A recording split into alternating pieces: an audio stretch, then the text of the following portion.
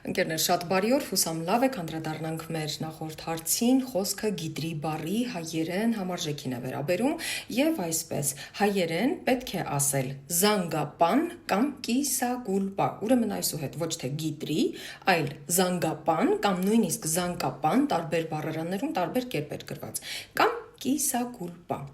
Եվ այսօրվա հարցը կալգոտկա բառի հայերեն համարժեքն ասեք։ Խոսենք նաև մեր հրաշք գրքի հայի բառարանի մասին, որն ինչպես գիտեք վաճառվում է հատկապես բուկինիստում, գիրքը եթե ունեք շատ լավ, իսկ եթե չունեք պետք է անպայման ձեռք բերել, նկարել շապիկը, տեղադրել սթորիների, այսինքն պատմությունների բաժնում, վրան նշելով վանդականիշ հայի բառարան հացի նման եւ իմեջերը ես անպայման կկիսվեմ։ Այսքանը լավ օր եմ մաղթում։